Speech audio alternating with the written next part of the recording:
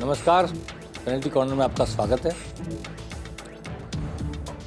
कहते हैं सफलता के 100 स्वामी होते हैं और असफलता अनाथ होती है। अब विधानसभा चुनाव हुए, राज पलटा, भाजपा सफल हुई, तो तांता लगा हुआ है भाजपा ज्वाइन करने वालों का। पार्टी बदलकर आस्था, निष्ठा, विचारधारा सब बदल रहे।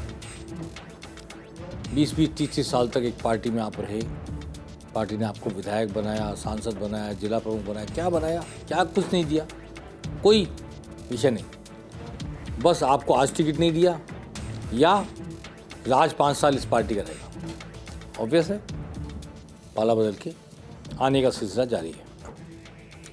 और असफलता तो कांग्रेस के साथ थी, तो वो जो हालत है कि अनाथ जैसी हो गई है असफलता कि टिकट दो तो आदमी छोड़कर भागता है, सुदर्शन रावत की तरह। चल दिए, नहीं लड़ेंगे चुनाव, कई लोग हैं। फिर भी भिलवाड़ा वाले डॉक्टर सीपी जोशी की तारीफ करनी पड़ेगी कि देर से सही मैदान में आ डटे। आज नामांकन भरा, उसकी हम जिक्र करेंगे बाद में आपसे।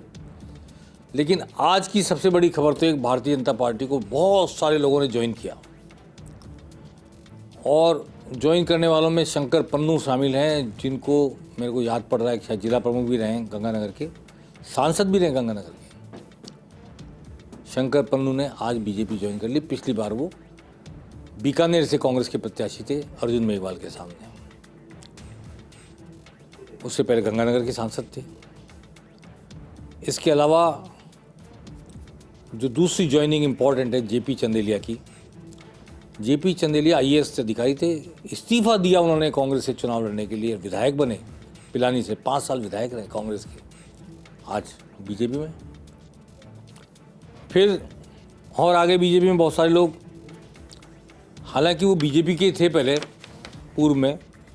सबसे बड़ी नंदकिशोर महरिया की ज्वाइनिंग की बात करना चाहता हूँ। जो आपको ध्यान है 4 दिन पहले नंदकिशोर महरिया और बाबू जी झुंझुनू वाले, जो झुंझुनू से बीजेपी के पहले उम्मीदवार थे, इस बार निर्दलीय लड़े, ये सब आ गए थे पार्टी रत्न, लेकिन इनको उस दिन 4 घंटे इंतजार करके जाना पड़ा। आज उनकी ज्वाइनिंग हो गई, आज वो वापस घर वापसी हो गई, बीजेपी में शामिल हो गए। नंदकिशोर महरिया फतेहपुर शेखावटी से 2 बार बीजेपी के प्रत्याशी थे, हार गए थे। 2013 में निर्दलीय चुनाव लड़े और ट्रेंगुलर फाइट में जीत गए थे, विधायक रहे 5 साल निर्दलीय।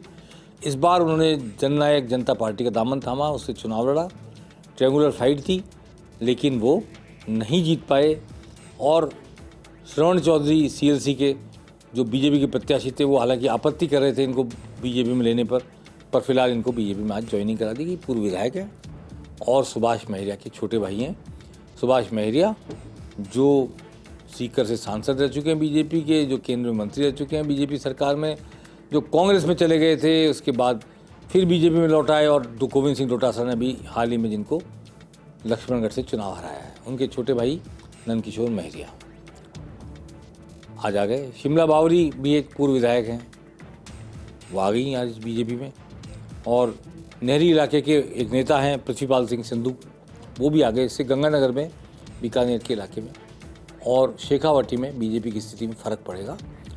जो कई सारे मुद्दे हैं इस वक्त चूरू और सीकर में पेश नज़र आ रहे हैं बीजेपी के, बीजेपी उनको देख करके उन लोगों को शामिल कर रही है, जोड़ रही है, जिनसे उसके अभियान को मजबूती मिले और बीजेपी अपनी जीत को सुनिश्चित कर सके।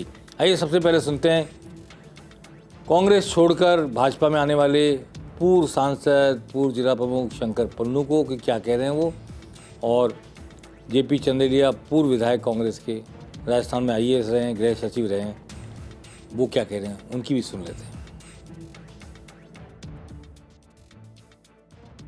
इसमें 55 वर्ष से सेवा करते हुए मैंने बहुत खूब काम किया, परंतु कार्यकर्ताओं की अनदेखी और वहाँ पर पार्टी नाम की कोई चीज नहीं है, एक ग्रोह है और वो ग्रोह जो है अपने इच्छा से काम करता है, उनको कार्यकर्ताओं की कोई जरूरत नहीं है। एक ही परिवार को टिकट मिलती है। मैं लगभग 14,000 वोटों से पिछली बार विधायक के लिए पिडानी से चुना गया, उसके बावजूद भी मनमाने ढंग से टिकट काट दिया गया। हम अनुशासन प्रिय लोग हैं, हम चुपचाप बैठे रहे, लेकिन आज जब ये माहौल देखा कि ये कांग्रेस के कार्यकर्ताओं की कांग्रेस खुद अनदेखी कर रही है, हमने बीजेपी ज्वाइन करी। बीजेपी का जो यहाँ का कैंडिडेट है झुंझुनू का, वो जीतेगा और अन्य स्थानों पर भी जीतेगा। 25 की 25 सीट आएगी। कांग्रेस के लोगों ने व्यक्ति की वो महत्व नहीं दिया, बल्कि अपने विमर्श के आधार पर निर्णय लिया। उससे कार्यकर्ता नाराज हैं, कांग्रेस के लोग नाराज हैं और मेरे साथी नाराज हैं। उन्हीं की वजह से आज ये मैंने निर्णय लिया। तो साथी नाराज हैं, कांग्रेस के लोग नाराज हैं, इसलिए नेता कांग्रेस छोड़कर बीजेपी में आ रहे हैं और बीजेपी की जीत सुनिश्चित करने का काम करेंगे। आज लोकसभा अध्यक्ष ओम बिरला ने कोटा बूंदी लोकसभा क्षेत्र से दोबारा चुने जाने के लिए अपना नामांकन भरा। उनके नामांकन में मुख्यमंत्री भजनलाल शर्मा और प्रदेश अध्यक्ष सीपी जोशी भी शामिल हुए। किरोड़ीलाल मीणा भी वहाँ गए आज, राज्य की कैबिनेट मंत्री, जिनकी मौजूदगी वास्तव में बहुत मायने रखती है। आइए देखिए किस तरह ये नामांकन भर रहे हैं। नामांकन भरने के बाद इनकी सभा हुई, बड़ी विशाल सभा हुई और उन्होंने किस तरह बातचीत की, सुनते हैं।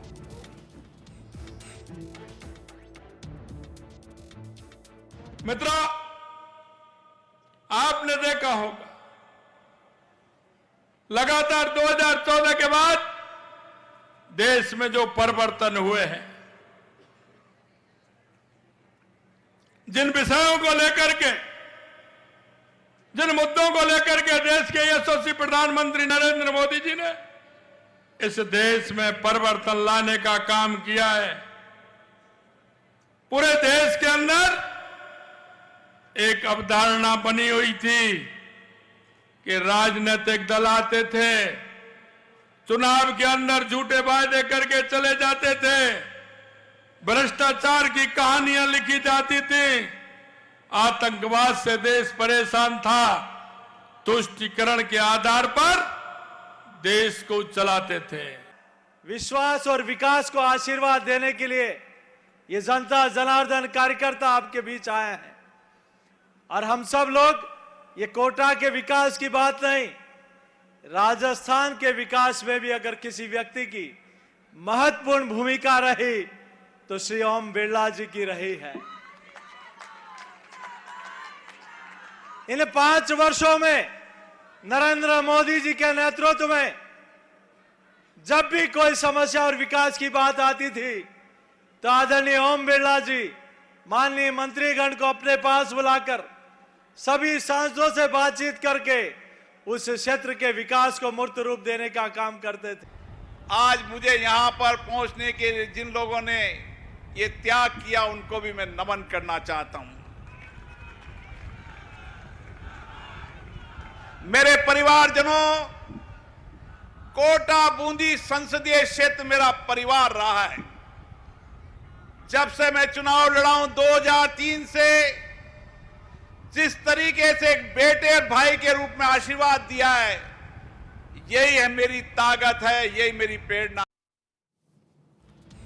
आज झालावाड़ 12 सीट पर भी हालांकि नामांकन कल भर दिया था दुष्यंत सिंह ने, निवर्तमान सांसद, लेकिन उनकी नामांकन सभा आज हुई। जेपी नड्डा राष्ट्रीय अध्यक्ष उसमें शामिल हुए और राष्ट्रीय उपाध्यक्ष और दुष्यंत सिंह की मां 2 बार की पूर्व मुख्यमंत्री वसुंधरा राजे ने भी संबोधित किया जनता को।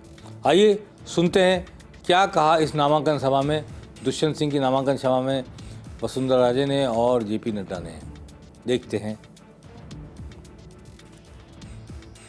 आजकल इंडी अलायंस बहुत चल रहा है। इंडी अलायंस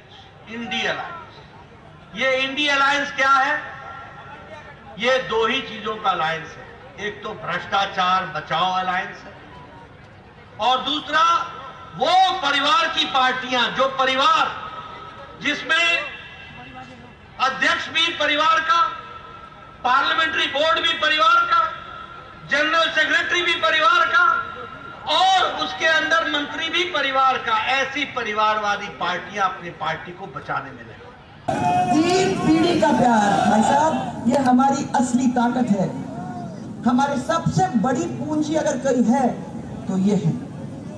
और आज भाइयों सब हमारे सामने नड्डा जी बैठे हैं। मैं यहाँ की जनता की ओर से आपको एक बार और विश्वास दिलाना चाहती हूँ कि आदरणीय मोदी जी ने जो विकसित भारत के संकल्प को हमारे सामने लाया है, उसको एक एक मत डालकर हमारा पूरा परिवार एक ऐतिहासिक विजय के द्वारा साकार करने का काम करने वाली है।